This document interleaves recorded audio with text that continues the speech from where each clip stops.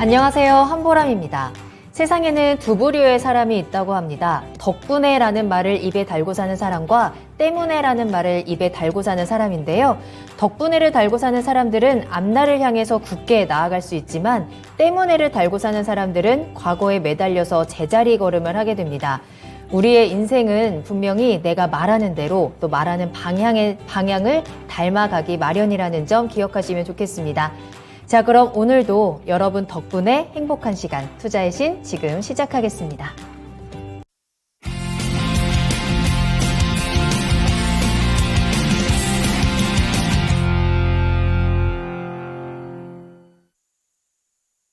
여러분 안녕하세요. 투자의 신에 오신 여러분을 환영합니다. 토마토TV의 투자의 신과 함께 여러분을 투자의 신의 길로 인도해드리는 시간 투자의 신 목요일 1부 출발해 보도록 하겠습니다. 자, 제가 9시부터 등장해서 또 많은 분들이 깜짝 놀라셨을 것 같은데 오늘은 정말 스페셜 데이로 또 스페셜한 투자의 신을 모셨습니다. 오늘 윤겸 전문가님과 함께 하도록 할게요. 전문가님 안녕하세요. 네, 안녕하세요. 반갑습니다. 반갑습니다. 네. 자, 윤겸 전문가님을 또 이렇게 저녁에 뵙는 건 처음인 것 같은데 우리 시청자님들께서도 이 시간을 굉장히 환영하시면서 내일장을 위한 전략을 윤겸 전문가님과 함께 세워보시길 바라겠습니다.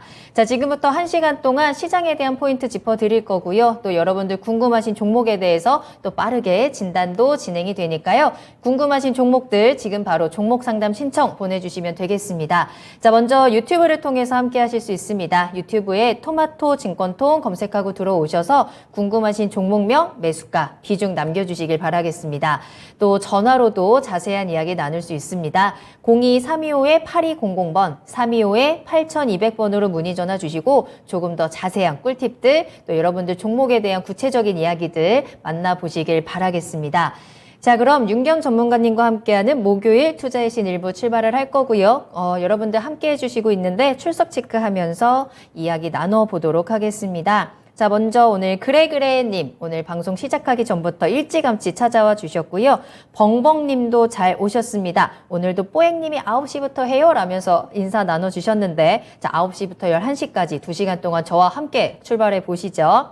자, 그리고 대박벌자님께서도 잘 오셨고요. 구리구리 너구리님 오늘도 출첵하셨습니다. 또 투로님도 함께하고 계시네요. 잘 오셨고 벙벙님께서 와 특별 게스트다 라면서 인사도 나눠주셨는데 오늘 정말 하루 종일 특별한 스페셜 데이인 만큼 여러분들의 종목도 또 스페셜한 케어를 받아보셨으면 좋겠습니다. 궁금하신 종목 지금부터 빠르게 올려주시면 좋을 것 같고요.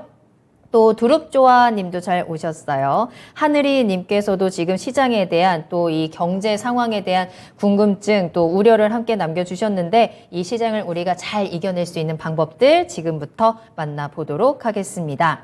자, 먼저 여러분들의 종목 신청 저희가 받는 동안 오늘장을 한번 정리해 보도록 할게요. 이제 잠시 후면 정말 우리가 다들 주목하고 있는 CPI가 이제 발표를 앞두고 있는데 그런 상황에서 어제 FOMC에서도 긴축에 대한 다시 한번 강한 의지를 내비쳤고 우리 시장 또 한번 타격을 받았습니다. 코스피 코스닥 오늘 모두 좀 또 강하게 하락하는 모습이 나왔는데 오늘 장을 한마디로 정리한다면 어떻게 보세요? 네, 혹한기에 이제 접어들었다. 벌써부터요? 예. 네. 후반기 초입에 접어들었다 평가를 하고 싶고요. 오늘은 뭐 미 CPI 좀 이따 이제 9시 반에 이제 발표를 하는데 아마 지금 예상치가 좋아지진 않을 거다라는 전반적인 좀 전망이고 저도 그렇게 보여지고 있습니다. 인플레이션이라는 게 뭐 단기간에 짧은 시간에 여러 극약 처방을 한다고 해서 물가 소비자 물가 지수가 이렇게 기대치만큼 확 떨어지거나 이렇게 줄어들진 않거든요. 시간이 필요하고 장기 싸움이다 보니까 오늘도 아마 CPI 발표가 시장이 기대하는, 바라는, 희망하는 대로는 흘러가지는 않고, 다행히 이제 예상치하고 그냥 동일하게만 나와도 큰 효과가 아닐까, 그렇게 생각이 되고요. 네. 그래서 오늘 뭐 우리 국내 증시야 뭐 미 증시하고 민감성하고 연동성이 뭐 같이 부합해서 움직이는 장 아니겠습니까? 그러다 보니까, 이제 CPI 발표에 대한 경계감, 또 연준의 그 긴축에 대한 강한 그 발언, 이런 부분 때문에 투심이 아직도 호전될 수 없다. 어떤 지금 시장을 둘러보아도 반전 트리거를 찾아볼 수 없지 않습니까? 뭐 간단히 말씀드리면 트리플 3종 악재, 뭐 인플레이션에 의한 금리 인상, 또 이제 러우 전쟁에 의한 원자재 상승, 뭐 지금 뭐 또 중국 같은 건 상하이 코로나 봉쇄가 또 다시 얘기가 나오고 있고요. 네. 또 홍콩도 지금 뭐 코로나가 확산되고 있고, 이제 이런 코로나 여파에 의한 중국의 이 그 봉쇄, 그게 이제 경제 여파로 다 중국도 얼마나 그 세계적 큰 경제 시장입니까? 봉쇄되다 보니까 이런 부분이 이제 악재로 겹치면서 이 주위를 둘러봐도 호재는 하나도 없는 시장. 이러다 보니까 투심이 약화되고 또 우리가 미증시를 따라가는 상황이다 보니까 오늘 또 코스피, 코스닥 선물지수 같은 경우 외국인들이 뭐 전 금융상품에 대해서 거의 매도세로 또 일관을 오늘 했거든요. 그러다 보니까 이런 또 우리가 또 국내 5종학 세트가 또 따라다닙니다. 우리도 네. 이제 인플레이션 금리 인상이 있죠. 또 이제 수출도 지금 적자죠. 환율도 문제죠. 외인의 수급 부분 이런 여러 가지 지금 악재 속에서 지금 또 오늘 또 우리나라 금융통화위원회에서 또 금리 인상을 했고요. 이런 이제 대내적인 악재가 지금 맞물리다 보니까 혹한기에 진짜 진입했다라는 이제 평가를 드리고 싶고요. 약세장이 계속 지속될 것이고 오늘 이제 그 CPI 발표에 따라서 또 오늘이 한번 또 큰 분기점이 되지 않을까. 물론 이제 지금 저점을 향해서 가고 있으나 바닥이 어딘지는 아무도 알 수 없어요, 진짜로. 그리고 이제 제가 이제 뭐 이건 좀 여담이지만은 제가 강한 녀석들 방송에서도 언급 한번 드렸었는데 네. 예전에 그 우리나라 국내 영화에 그 작전이란 영화가 있었습니다. 주식 관련 영화. 알아요. 거기에 네. 보면 이제 재밌는 대사가 나오는데 작전 세력들이 하는 그 리더가 하는 멘트가 있습니다. 저점인지 알고 덤비는 자들은 지하실 구경을 하게 될 것이다. 그러니까 누구나 지금 투자자 여러분들은 지금이 저점이 아닐까.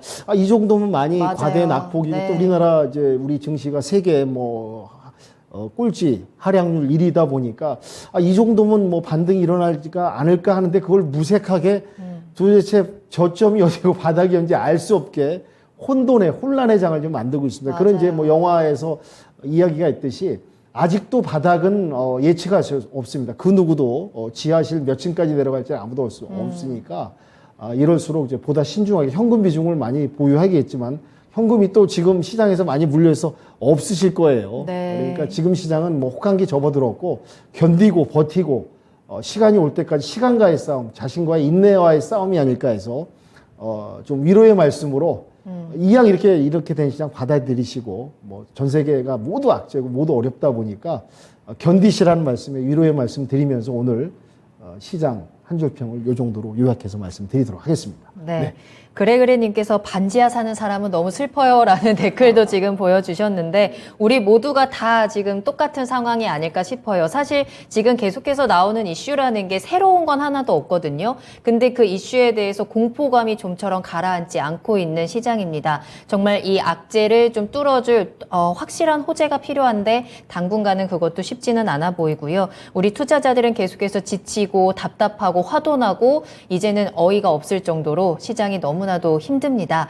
그 시장들 전문가님께서 혹한기라는 표현을 사용하셨는데 이 혹한기는 그래도 우리가 월동 준비 좀 단단하게 챙겨 입으면 어느 정도는 버틸 수 있거든요. 우리 다 같이 지금부터 여러분들 종목에 좀 따뜻한 월동 준비하는 시간 만들어 보도록 하겠습니다. 궁금하신 종목 지금 계속해서 신청 보내주세요. 종목명, 매수가 비중, 그리고 어떤 점이 궁금한지 구체적인 내용들도 함께 남겨주시면 되겠고요. 전화로도 이야기 나누겠습니다. 02-325-8200번, 325-8200번 계속해서 열어두도록 할게요.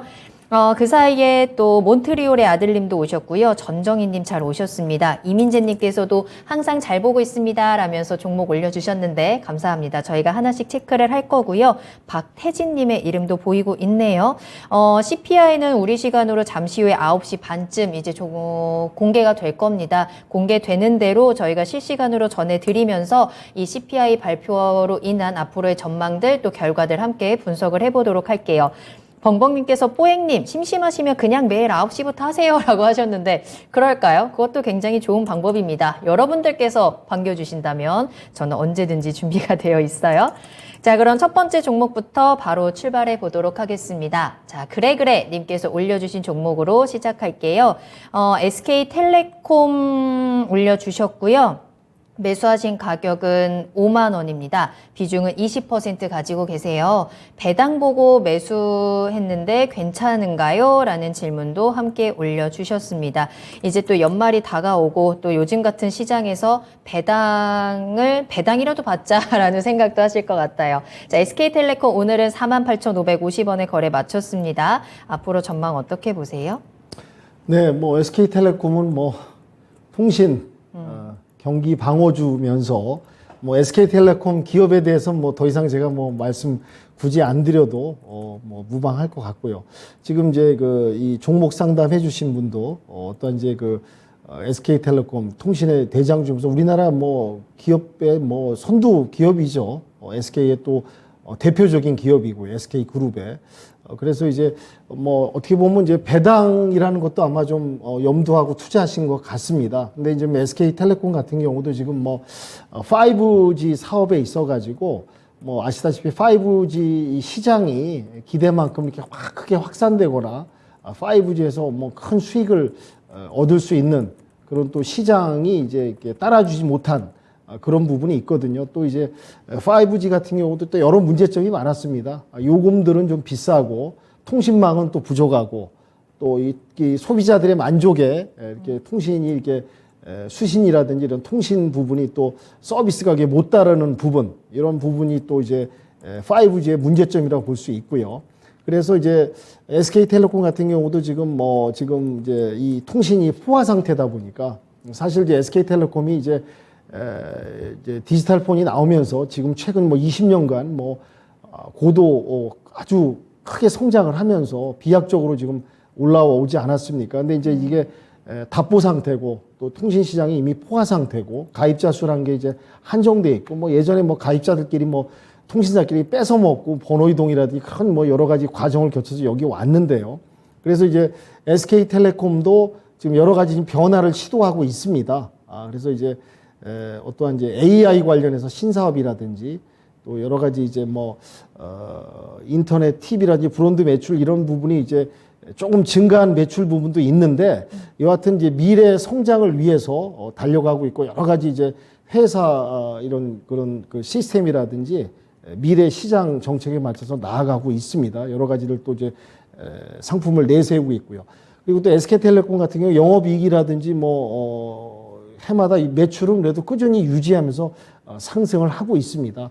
그리고 이제 아까 전에 이제 배당도 말씀하셨는데 지금 보통 SK텔레콤 한 주당 배당이 한 800원 이상은 나오고 있는 상황입니다. 그러니까 네. 이제 주식수를 많이 보유하고 있다면 또 거기 상응하게 이제 배당을 좀 받을 수 있는데 중요한 게 지금 5만 원에 들어가셨거든요. 5만 원에 이제 20% 비중을 들어가셨는데 사실 20%라면 결코 작은 비중은 아니에요. 그래도 좀 비중을 좀 실었다고 좀 보는데 다행히도 지금 여러 많은 투자자분들께서 지금 물려 있는 비중에 비해서는 5만 원이면 제 생각엔 최근에 저점을 좀 확인하면서 반등을 좀 시도하는 좀 차트상 구간이 아닐까 해서 5만 원대 한번 들어가신 것 같고 지금 오늘 종가 마감이 48,550원입니다.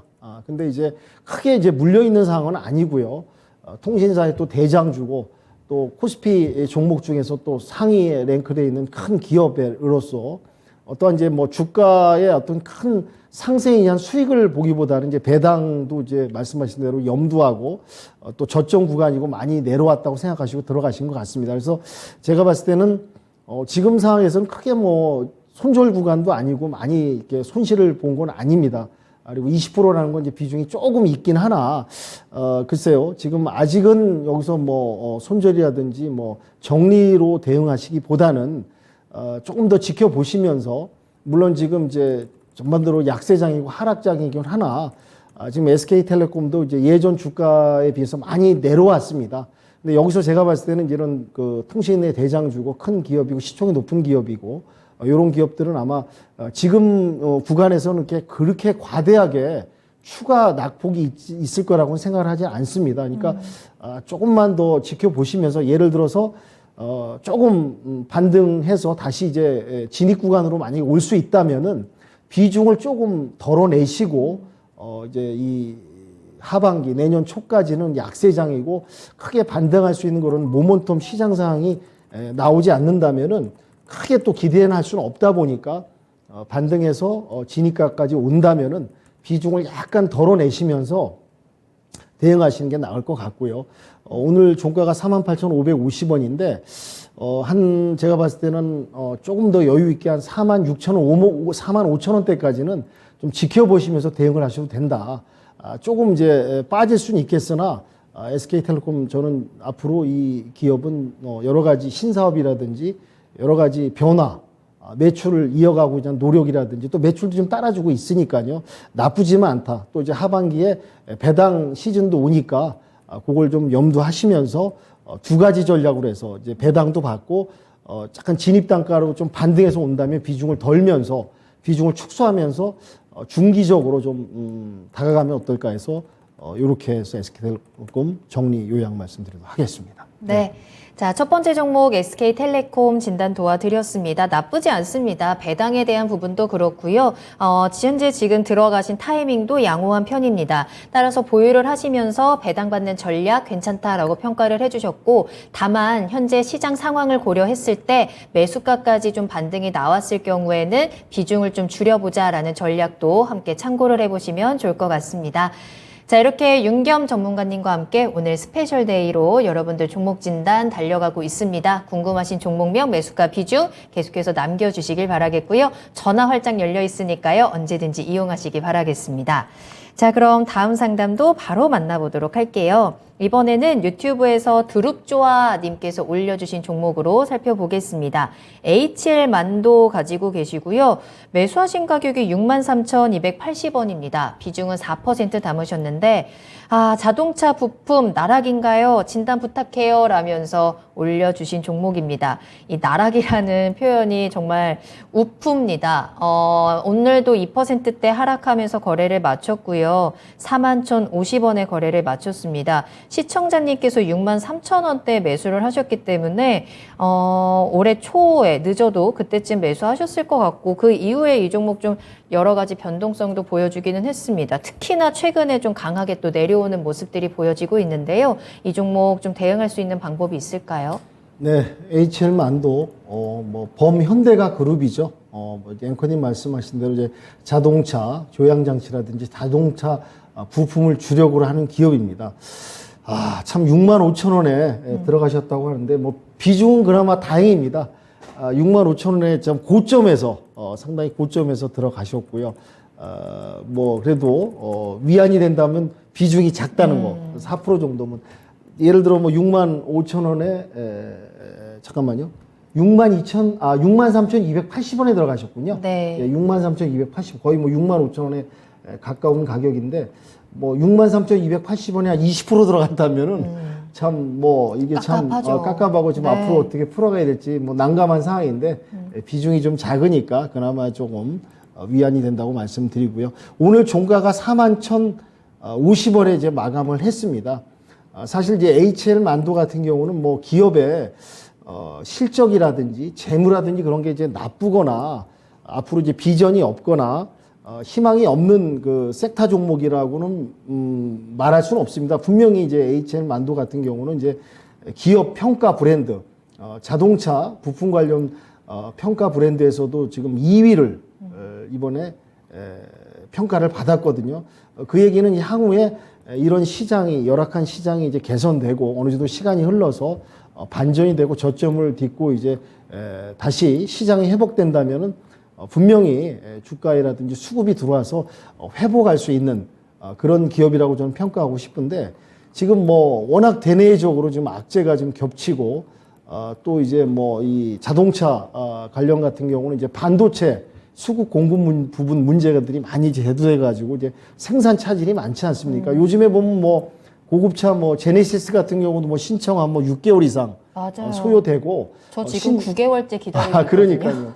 신차들 이제 신청하시는 분들이 너무 많이 기다리는 그런 이제 상황이 그건 벌써 공급망 교란 및 대란 이런 게 다 이제 전쟁에 의해서 이런 게 이제 차질이 되고 또 이제 말씀드린 대로 중국도 여러 이제 봉쇄 부분이 나타나다 보니까 여러 가지가 지금 이제 이런 공급 부분이 차질이 있다 보니 자동차 부분도 이런 여파가 와서 어려운 부분이 있다. 그런 부분이 있습니다. 근데도 지금 이제 앞으로 이제 현대 기아가 이제 글로벌 출고 반등이 이제 일어나기 때문에 앞으로 좀 기대가 되고요. 또 지금 뭐 매출도 지금 어느 정도 또 좋은 상황입니다. 2분기, 3분기에서도 지금 이제 매출이 어느 정도 나와주고 있고, 또 현대기아가 이제 미국 뭐 인도 이렇게 공장에서 이제 출고가 증가하고, 그렇기 때문에 이제 이 4분기부터 좀 시점에서 좀 좋아지지 않을까. 그리고 또 내년에도 이런 또 이제 미국 같은 경우 또 인플레이션 법안이 통과됐고요. 전기차 이제 수요라든지 지금 해결해야 될 부분이 전기차 이제 우리나라 현지 생산 뭐 이런 관련 부분에서 이제 지원받는 부분이 지금 협상 중에 있습니다. 이런 부분하고 좀 맞물려 있기 때문에 향후 이런 부분이 이제 부합이 돼서 해결된다면은 HL 만도는 지금 뭐 대내적인 악재 이런 뭐 모든 종목 섹터가 뭐 어느 한 종목이고 뭐 이렇게 이런 시장에서 두각을 보이고 어떠한 이제 차별화돼서 올라가는 종목이 어디 있겠습니까? 다들 어려운 종목이니까요. 그러니까 지금 전반적으로 지금 평가는 예전에 조금 6만 5천 원까지 22년 올 초에 형성했던 6만 5천 원까지도 회복할 수 있는 여지가 있다라는 또 평가가 나오고 있습니다.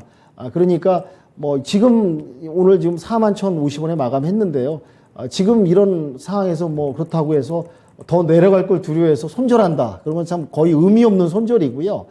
현금 비중이 있다면 제가 봤을 때는 4만 원 선 좀 내려왔을 때 조금 추가를 하시면 어떨까 했는데 뭐 비중도 4%니까 비중 부분은 잘 판단하시고 좀 건디시면서 시간을 좀 버티시면은 중장기적으로 보셔야 됩니다. 이건 뭐 단기적으로 뭐 올 12월이나 1, 2월 달에 진입하셨던 가격에 단숨에 올라오면 좋으나 뭐 지금 둘러봐도 모든 게 악재 사항이다 보니까 단지 이제 자동차 섹터 부분 또 전기차 시장 이런 부분에서 그래도 지금 뭐 태조 이방이란 말이 최근에 언급됐듯이 2차 전지 관련해서는 자동차 부분이 앞으로 수혜가 있고 현대 기아 이런 공장 또 생산 또 이제 그 공급망 부분이 해소되면서 중장기적으로 보시면 회복할 수 있지 않을까 해서 시간과의 싸움을 권유드리도록 하겠습니다. 네. 잠재력을 가지고 있지만 현재 둘러싸고 있는 상황들이 워낙에 좋지 않아서 이 종목 역시 지금 힘을 강하게 내지는 못하는데요. 시간을 조금 더 줘야 될 것 같습니다. 따라서 4만 원 근처에서는 추가 매수의 대응도 가능하겠다라고 조언을 해드렸고 조금 더 길게 시간을 주시면서 6만 5천 원까지에 대한 회복 기대감에 대한 분석도 함께 짚어주셨거든요. 참고해 보시길 바라겠습니다. 자, 계속해서 상담 이어갈게요. 꿈꽃도 귀신 꿈꽃도님 오셨는데 인사 나눠주시면서 윤겸 전문가님이시다 라면서 또 이렇게 반갑게 인사해 주셨네요. 네, 오늘 윤겸 전문가님과 함께하는 스페셜 데이입니다. 궁금하신 종목 계속해서 올려주세요. 저희 토마토 증권통 유튜브 채팅창 계속해서 열어두고 여러분들의 이야기 듣겠습니다. 다음 상담은요, 저희 카나리아 바이오 한번 살펴보도록 할게요. 몬트리올의 아들님께서 보내주신 종목입니다. 매수하신 가격이 45,000원이고요. 비중은 15% 가지고 계시는데 회복 불가능일까요? 라면서 올려주셨어요.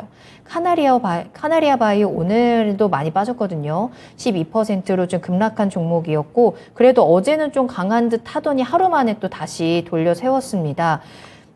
이 종목이 워낙에 올 상반기 내내 강화했던 종목이어가지고 이 하락이 더 마음이 아플 것 같아요. 어떻게 하면 좋을까요? 네, 카나리오 바이오. 뭐, 참, 진입가가 지금 보니까 45,000원에 15%.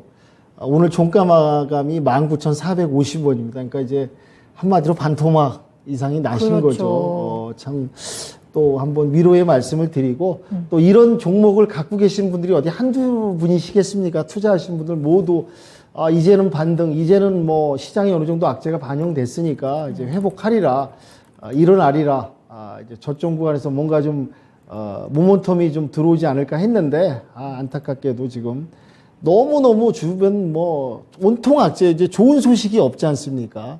시장을 좀 일으켜 세울 수 있는, 호전될 수 있는 그런 트리거가 나와야 되는데요. 네. 1차적으로 저는 이제 여담 또 말씀드리면은 전쟁입니다. 전쟁이 일단 일단락되고 평화협정이라든지 전쟁 종료의 실마리가 풀린다면 전 세계 증시는 단번에 좀 회복할 수 있는 그런 여지가 있는데 이 전쟁도 지금 장기화되다 보니까 네. 또 이 카나리오 바이오 같은 경우는 뭐 동물용 사료 배합 제조를 하고 있다 보니까 말씀 앵커님 얘기하신 대로 러우 전쟁에 의해서 곡물가 상승에 의해서 상당히 또 수혜를 받았던 기업인데요.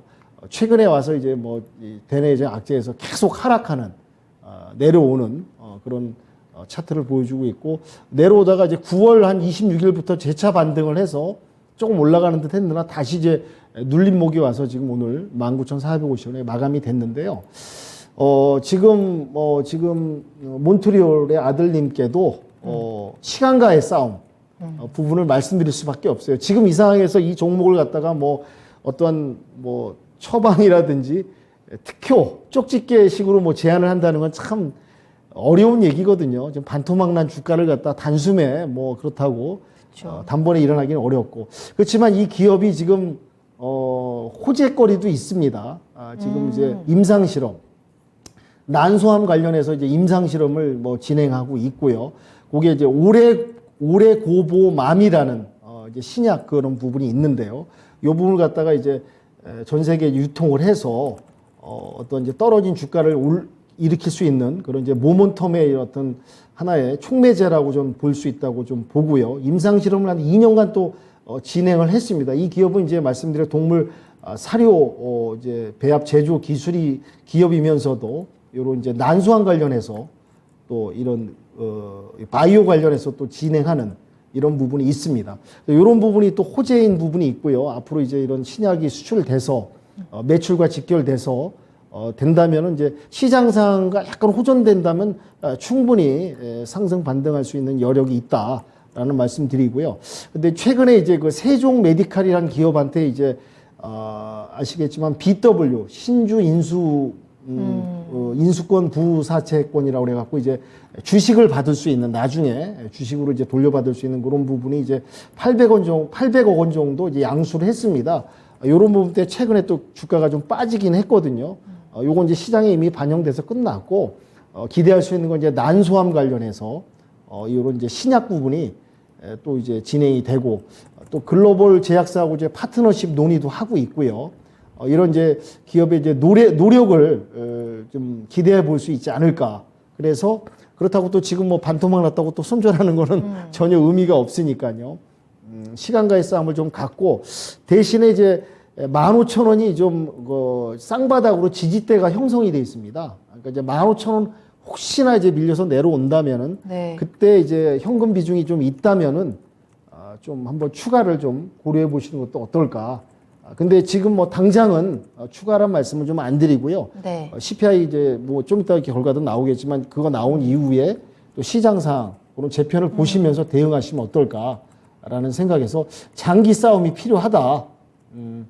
너무 성급하게 생각하지 마시고 이왕 이렇게 된 거 시간을 갖고 지켜보시면서 대응하시라는 말씀 드리도록 하겠습니다. 네.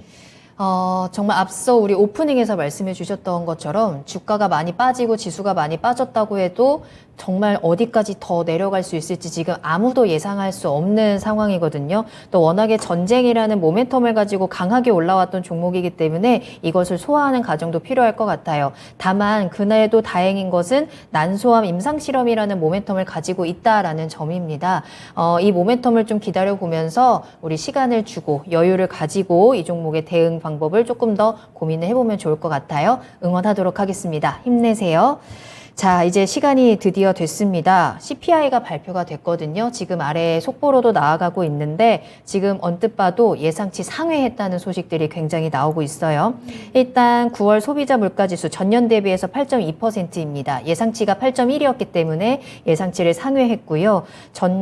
근원 물가지수가 더 중요하다라고 항상 말씀을 드렸었는데 근원 물가지수 역시 예상치였던 6.3이었나요? 이를 예상치를 상회하는 6.6%로 지금 집계가 되었습니다.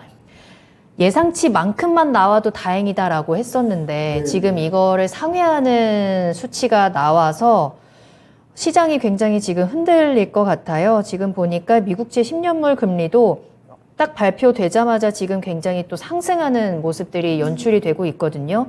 어떻게 좀 해석을 하고 계실까요?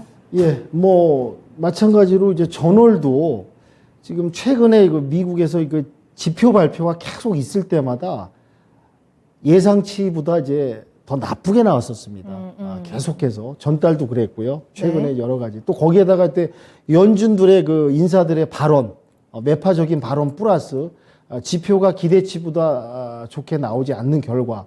네. 또 이 지금 지표 말씀드린데 인플레이션이란 이런 CPI 소비자 물가 지수가 한 달 사이에 물론 이제 조금 둔화될 수는 있으나 시장의 기대치 급격하게 희망에 부합하게 이게 조정된다는 거는 이게 역사적으로 보나 지난 사례를 봐도 특히 인플레이션 관련된 이런 지표 같은 경우는 단번에 이렇게 짧은 시간에 호전될 수가 없거든요. 그러니까 저도 아까 전에 말씀드린 대로 예상치만이라도 나와준다면은 그래마 다행이 아닐까 했는데 지금 저도 지금 미 선물지수 차트도 좀 열어보려고 하는데 지금 뭔가 지금 뭐 이게 좀 전파가 안 됐는지 지금 안 열리네요. 선물 시장도 지금 하락으로 갑자기. 예, 그렇죠. 하락으로 네. 턴했을 겁니다. 그래서 네. 지금 오늘 같은 경우도 저도 예상할 때는 뭐 전문가들도 다 예상하셨지만 4% 내외에서 최대 4% 내외까지는 빠질 수도 있다. 그래요. 지금 이게 지금 빠지는 지수가 저도 계속 이런 지표 발표 때 같이 이제 차트를 열어보면서 이제 지켜보는데요.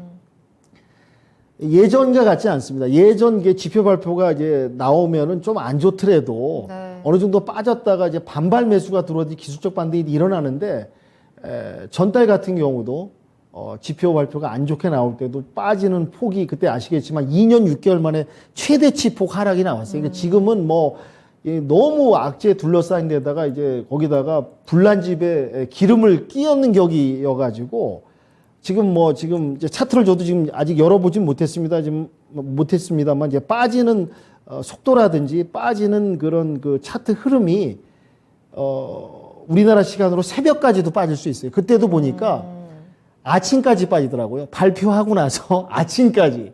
그냥 쭉 계속 그냥 미끄러져 미끄러지는 내려가는. 거예요. 그러니까 보다 보니까 저번 그 발표 때도 2년 6개월 만에 최대치 폭락이 나왔듯이 네. 오늘도 아마 4% 이상은 나올 수도 있다. 그렇기 때문에 내일 아침엔 또 우리나라 국내 증시 같은 경우는 분명히 개파락으로 시작하겠죠. 개파락으로 시작하면은 뭐 앉아서 그냥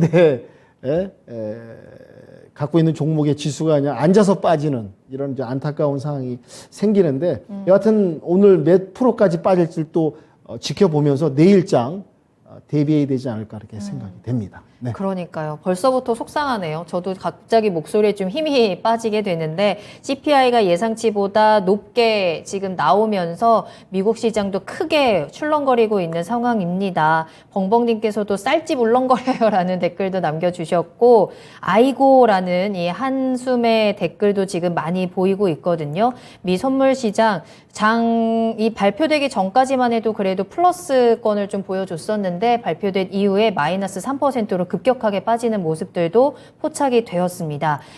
이제 또 1시간 후면 미국장이 열리고 이제 내일장까지 우리 시장도 아무래도 지금 영향을 받을 수밖에 없을 텐데요. 물론 말씀해 주신 것처럼 시장은 내일도 크게 출렁일 거고 내 계좌는 좀 파란색이 예상이 됩니다만 그렇다고 해도 우리가 할 수 있는 일에 집중을 해야 합니다. 여러분들 가지고 계신 종목들 지금 이 시간 진단을 받으시면서 이 하락을 좀 어떻게 조금이라도 든든하게 버틸 수 있는 방법들을 찾아가시면 좋을 것 같아요. 윤겸 전문가님과 함께하고 있습니다. 저희는 계속해서 이 종목에 대한 진단으로 또 여러분들께 시장에 대한 투자 전략들을 체크해 드리고 있을 테니까 여러분들 지금 바로 계속해서 찾아와 주셔서 유튜브 그리고 전화로 여러분들의 고민을 던져주시길 바라겠습니다. 저희가 다 받아서 다시 어떻게 끌고 가면 되는지 잘 포장해서 보내드리도록 할게요. 자, 유튜브에 토마토 증권통 검색하시고요. 또 전화로도 이야기 나눕니다. 02325-8200번, 325-8200번 지금 바로 전화 주시면 되겠습니다. 자, 다음 종목도 저희가 조금 더 힘을 내서 출발을 해보도록 할게요. 유튜브에서 투로님께서 올려주신 종목으로 이어가겠습니다. 에이티넘 인베스트 가지고 계시고요. 매수가는 4,500원입니다. 비중은 40% 가지고 계시네요. 대응 전략 부탁드립니다. 라면서 올려주신 종목입니다. 지금 투로님께서도 지금 거의 반 정도, 50% 정도 지금 손실을 보고 계신 상황입니다. 오늘도 좀 많이 빠졌고, 사실 이 종목은 지금 어떤 모멘텀을 가지고 있는지도 저는 좀 궁금하거든요. 비중도 40%면 꽤 무겁게 가지고 계시기 때문에 어떤 대응 전략이 필요할까요? 네. 에이티넘 인베스트먼트, 금융 투자업 관련 이제 코스닥에 상장된 기업인데요. 이 기업은 또 이제 뭐 이런 가상화폐 관련도 연관이 있습니다. 네. 그리고 이제 매출액 같은 경우는 뭐 그래도 조금씩 꾸준히 좀 늘어가고 있고 영업이익이나 당기 순이익도 나쁘지는 않습니다. 근데 지금 뭐 지금 이분께도 말씀드릴 수 있는 건 뭐 위로부터 좀 드려야 되고요. 지금 4,500원인데 오늘 종가가 2,400원이니까 거의 뭐 또 이분도 반토막 났다고 볼 수밖에 없는 그런 안타까운 상황인데요. 지금 2,400원인데 또 이제 대신 이 기업이 또 이제 배당은 좀 괜찮습니다. 고배당주에 좀 속하는 기업이고요. 또 한 최근에 또 발표된 그 고배당 기업들 종목들 선발했는데 16개 종목을 이제 선발했더라고요. 근데 이제 14위에 오르는 배당률 한 7.2% 나오는 그래도 배당에서는 좀 좋은 장점이 있다라고 좀 말씀드릴 수 있을 것 같고요. 근데 이제 최근에 보면은 이제 이제 가상화폐 관련해서 비덴트 같은 경우 주가가 엄청 안 좋았습니다. 이게 이제 뭐 여러 가지 경영진들의 횡령행위 뭐 이런 부분도 있어요. 그러다 보니까 이제 이런 에이티넘 인베스트먼트 같은 경우 이제 가상화폐 관련해서 두나무란 기업에 또 투자를 간접적으로 또 하고 있고 또 이제 가상화폐가 어떤 시장이 좋고 시장 여건이 잘 이제 따라줄 때는 또 주가에 또 영향을 주고요. 또 이제 가상화폐가 또 안 좋아지면은 또 영향을 줘서 주가가 좀 흔들리는 그런 부분도 없지 않아 있거든요. 그러다 보니까 이제 이런 그런 악재 부분도 있고 호재가 좀 맞물리는 그런 부분도 있긴 한데 여하튼 간에 지금 이런 지금까지 내려온 부분에 있어서는 뭐 이 기업이 특별히 무슨 뭐 악재가 아주 나쁘고 또 이 기업에 문제가 있다고 볼 수는 없고요. 또 이 기업이 또 이제 벤처 관련해서 또 여러 가지 좋은 평가를 또 받고 있습니다. 그리고 또 이 기업들도 여러 가지 이제 금융 투자업에 관해서 이제 뭐 투자 기구도 만들고 여러 가지를 또 운영하고 있고 수익을 낼 수 있는 여러 가지 아이템을 또 진행하고 있는 기업이고 기업 자체로는 나쁘진 않아요. 근데 뭐 이 말씀 전 종목과도 마치 말씀드렸지만은 뭐 이 손을 쓸 수 없는 시장 상황이다 보니까 어느 전망이 좋고 유망한 기업들도 이런 시장에서는 하락세를 견딜 수 없는 이런 부분이 있다는 거 말씀드리고요. 또 시간과의 싸움 중기적으로 장기적으로 좀 보시고 기다리시라는 말씀 드리고요. 오늘 종가가 2,400원인데 2,000원대는 좀 지지대가 전 있다고 봅니다. 그렇기 때문에 2,000원대에서는 한번 오면은 현금 비중이 좀 있다면은 2,000원대가 이제 좀 바닥 지지선이거든요. 매물대가 상당히 좀 있고 물론 이제 2,000원까지 내려와서 반등하지 않길 바라고 여기서 이제 바로 반등하길 바라는데 좀 더 추가 하락 여지도 염두하시면서 이양 물렸으니까 2,000원대 오면 한번 좀 추가 비중을 좀 담고 좀 비중을 갖다가 이제 단가를 좀 조정해서 올라오면 또 비중을 좀 덜어내는 지금 40%면 지금 뭐 상당한 좀 비중을 두셨거든요. 너무 많이 두셨어요. 다음에는 이제 종목 어느 종목 들어가셔도 항상 이제 분할이 최고입니다. 시장상은 어떻게 될지 모르고 1년 시장을 봤을 때 주식시장도 3개월은 상승이고요. 3개월은 보합이고 6개월은 하락장인 게 거의 패턴입니다. 그러다 보니까 이런 하락장에서는 너무 많이 비중이 들어있다 보면 견디기가 힘들고 멘탈이 나갑니다. 그러니까 항상 비중 조절하시고 분할로 대응하실 추천 말씀드리고 2,000원대 왔을 때는 조금 지지대가 형성돼 있으니까 현금 있으면 추가하시고요. 비중 단가를 조정해서 중장기적으로 좀 대응하시면 기다리라는 말씀을 좀 드리도록 하겠습니다. 네. 기다릴 수밖에 없는 이 시장이 너무 답답하실 수도 있겠지만 그게 또 지금은 가장 최선의 방법일 수도 있습니다. 지금 비중도 좀 많으시고 손실도 좀 크신 상황이라서 답답하실 수 있을 텐데 자 그래도 2,000원대에서는 조금 더 비중을 실으시면서 요 단가 낮추고 조금 기다린다면 충분히 대응할 수 있는 그 기회가 기다리고 있다고 하니까요. 너무 실망하지 마시고 한번 잘 타이밍 보시면서 대응해 보시길 바라겠습니다. 또 저희가 언제든지 문 열어놓고 기다리고 있으니까요. 함께 해주시길 바랄게요. 자, 이렇게 오늘 윤겸 전문가님과 함께 여러분들 종목 진단도 또 빠르게 달려봤습니다.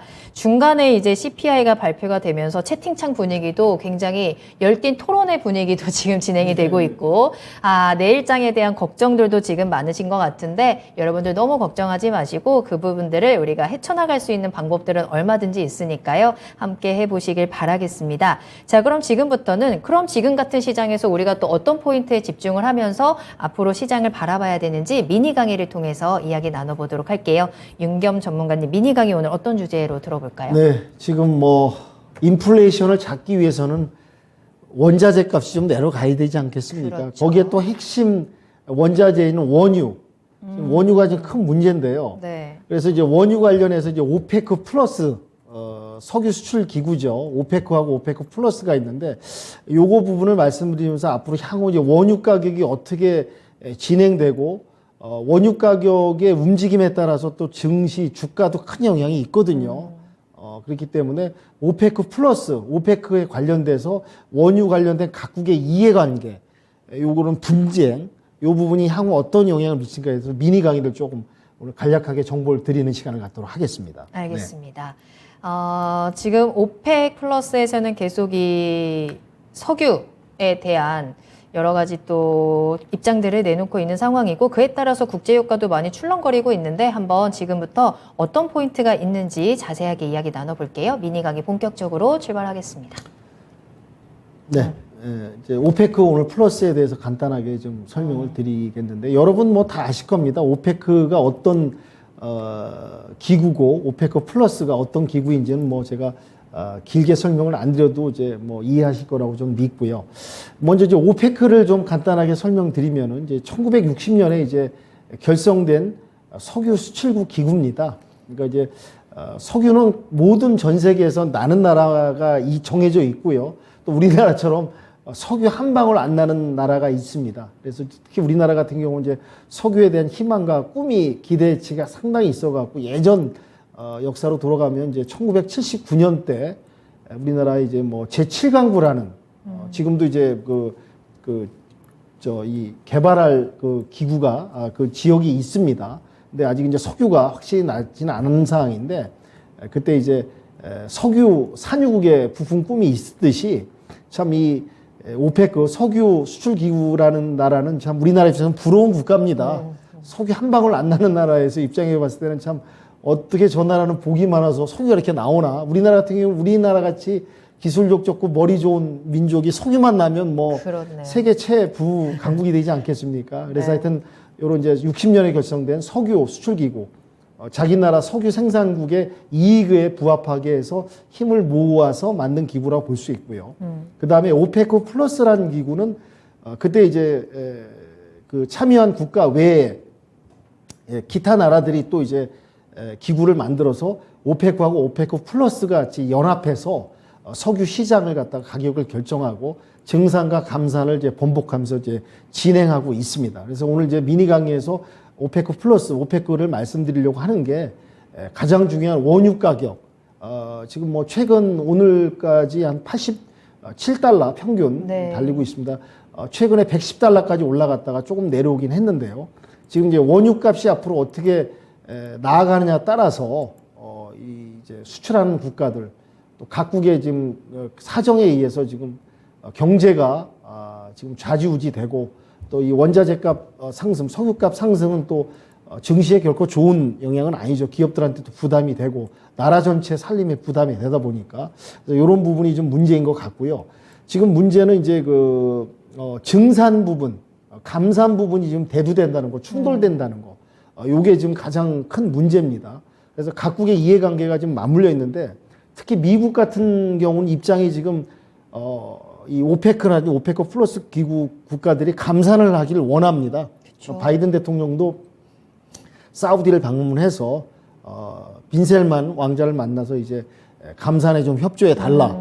그 이유는 지금 감산을 해야지 원유값이 내려가야지 인플레이션을 잡는 가장 또 첫 번째 효과가 날 수 있고요. 바이든 정부 같은 경우는 이제 11월에 중간 선거도 있고 지금 인플레이션 물가 잡고 경제를 좀 안정시키고 경제를 좀 호전시키고 또 증시도 좀 다독거리면서 중간선거를 잘 맞이해야지 또 이제 재선을 하고 네. 또 경제도 살리고 또 민주당 입장에서는 또 정권도 연장할 수 있고 이런 부분이 중요한 사안인데 또 이제 사우디 같은 경우는 입장이 좀 틀려요. 왜냐하면 이제 미국과 이제 오랜 우방국이었습니다. 오랜 기간 동안 또 미국이 또 미군도 주둔시켜주고 중동의 분쟁에서 사우디를 보호해주고 그랬고 이제 미국 말을 잘 들었는데 지금 최근에 이제 외교적 충돌이 좀 많습니다. 지금 이제 세계 경제가 지금 뭐 최악으로 지금 치닫고 있다 보니까 지금 사우디 같은 경우 지금 앞으로 이제 경제 구조를 갖다가 IT 디지털 쪽으로 바꿔가야 되거든요. 네. 옛날처럼 이제 석유만 팔아먹어서 이제 부자가 됐고 했지만 석유 매장량이라는 게 이제 한계가 있습니다. 뭐 지금 대략 지금 뭐 50년 정도 생산할 수 있는 이제 생산량이 남아 있다고 하는데 사우디 속담에 그게 있습니다. 나의 아버지 때는 낙타를 타고 다니고 나는 자동차를 타고 다니고 우리 아들은 비행기를 타고 다닌다. 근데 우리 아들의 손자는 다시 낙타를 타고 다닐 것이다. 그런 이제 속담이 있어요, 사우디에. 그게 왜냐, 뭐 아시겠지만 네. 생산량이거든요. 이 석유라는 건 생산량이 한정이 돼 있습니다. 50년 정도 보고 있는데 사실은 또 새로운 유전이 개발되면은 생산량은 또 50년이라는 수치를 또 이어가요. 또 매장량이 또 이제 늘어난 게 확인되고 플러스가 되면 이제 그 비축에 의해서 이제 50년이라는 숫자가 늘어나는데 결코 이게 뭐 100년 영원히 가지는 않지 않습니까? 그러다 보니까 사우디도 생산량이라는 게 한계가 있다 보니까 자원이라는 게 한정이 있다 보니까 빈셀만 왕세자가 지금 실권을 쥐고 있고 네옴시티 건설을 하지 않습니까? 뭐 국토가 어마어마하죠. 그리고 예산도 우리나라 내년 예산에 600조 이상 들어가는 돈이 투입이 됩니다. 그 얘기는 벌어놓은 돈을 갖다가 이제 IT 디지털 이제 미래 경제 패러다임으로 전환하겠다. 석유만 팔아먹고 살 수가 없다. 그런 입장이다 보니까 사우디 같은 경우는 그러면 그런 어마어마한 자금을 투자하려면 또 자금이 또 더 확보돼야 되니까 석유를 감산해서 네. 석유값을 올려서 거기서 계속 이제 자금을 충당해서 앞으로 이제 국가가 계획하는 쪽으로 흘러가야 되지 않습니까? 근데 미국은 또 말씀드린 입장이 틀려요. 그러다 보니까 지금 사우디 같은 경우는 탈미국을 해갖고 오히려 러시아하고 손잡으려는 그런 부분이 있거든요. 그래갖고 이제 감산을 하고 석유값을 올려서 또 오페크라든지 오페크 플러스 국가들도 지금 감산을 하는 게 자국의 지금 어려운 지금 세계 경제 상황에서는 돈을 벌 수 있는 기회지 않습니까? 그러다 보니까 미국과 충돌되고 각국의 이해관계가 지금 상당히 지금 대립되고 있습니다. 그래서 지금 감산을 하겠다. 감산을 네. 하루에 200만 배럴을 한다고 합니다. 11월부터. 네. 200만 배럴이라는 것은 우리나라 대한민국이 하루 쓸 수 있는 석유량입니다. 하루 우리나라가. 그러면 200만 배럴이라는 건 참 어마어마한 그 양이거든요. 그게 이제 매일 200만 배럴을 감산을 하니 이제 생산량은 줄어들고 가격은 뛰지 않겠습니까?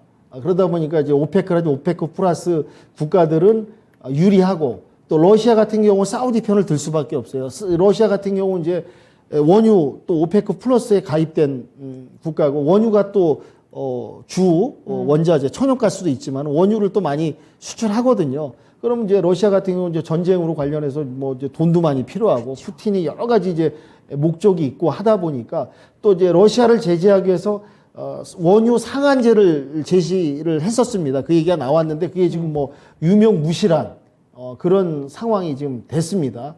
그리고 사우디 같은 경우 지금 뭐 열사의 땅에서 지금 동계 아시안 게임까지 그러니까 사막의 땅에서 동계 아시안 게임을 유치한다는 그런 이제 유치까지 했고요. 그러니까 각국이 이해관장이 다 틀립니다. 그러니까 지금 이런 상황이 지금 맞물려 있고 복잡하다 보니까 이게 세계 경제도 지금 어지럽고 또한 이제 그 약소국이 있습니다. 서남아시아 같은 거, 파키스탄이든지 네. 파키스탄, 방글라데시 그런 국가들은 뭐 지금 킨 달러가 지금 황제 달러가 되지 않았습니까? 그런 나라들은 지금 석유라든지 원자재 살려면 달러가 있어야 되는데 달러 값은 폭등을 하고 원유 값은 올라가고 이중고, 삼중고 거의 뭐 지금 뭐 파탄 직전까지 지금 와 있는 상황입니다. 이렇게 됐기 때문에 지금 세계 경제에 이 원유가 미치는 영향이 상당하다. 그래서 앞으로 원유값 변화들 각국의 이해관계 이런 것들도 이제 유심히 보면서 네. 지켜보면서 시장을 좀 대응해야 되지 않느냐 그런 생각이 들고요. 또 하나 이제 국제관계 이제 외교관계에 있어서도 러시아가 지금 물론 지금 미국과 지금 외교 분쟁으로 틀어졌습니다. 그 이유는 또 이제 미국이 인권 부분을 많이 이제 언급을 하고요. 이제 사우디에 이제 그 반체제 인사가 있습니다. 그 암살 사건이 있었거든요. 그런 부분까지 이제 외교 분쟁이 일어나서 각국의 이해관계에서 이제 복잡해지는 양상. 그리고 원유값이 어떻게 또 올라가고 어떻게 변할 추이가 있을 것인지를 투자자 여러분들은 이제 원유값 그런 부분을 원자재 값을 다 지켜보시면서 시장을 대응하고 또 관련 종목, 관련 섹터도 보시고 내가 보유하고 있는 종목들이 이제 원유하고 어떤 관련이 있는가 그런 것도 체크하시면서 시장 대응을 좀 하시면 어떨까 해서 오늘 이 오페크하고 오페크 플러스 관련한 이런 증시 관련해서 가격 관련해서 좀 정보를 드리는 시간을 갖도록 했습니다. 네. 지금 시장을 계속해서 누르고 있는 이 인플레이션이라는 이슈에 있어서 유가가 정말 한몫을 하고 있죠. 그렇기 때문에 우리 투자자분들께서도 이 유가를 신경 쓰지 않을 수 없을 겁니다. 관련해서 지금 오펙과 오펙 플러스 지금 국제 유가의 흐름과 관련해서 좀 짚어주셨고 정리를 해드렸으니까요. 여러분들께서도 이 부분 잘 기억하고 계셨다가 시장의 흐름을 파악하고 내 종목을 한 번 더 분석하는 데 있어서 좀 참고를 해보시면 좋을 것 같습니다. 자, 이렇게 오늘 윤겸 전문가님과 함께 스페셜 데이로 또 종목 진단과 함께 또 시장에 대한 포인트들까지 짚어드렸습니다. 여러분들께 또 많은 도움이 되셨을 거다라고 생각을 하고요. 윤겸 전문가님과는 여기서 먼저 인사드리도록 할게요. 전문가님 오늘 감사합니다. 네, 수고하셨습니다. 감사합니다. 네. 자, 투자의 신 1부 여기서 마무리하도록 하고요. 잠시 후에 투자의 신 2부로 돌아오도록 하겠습니다. 조금 이따 만나요.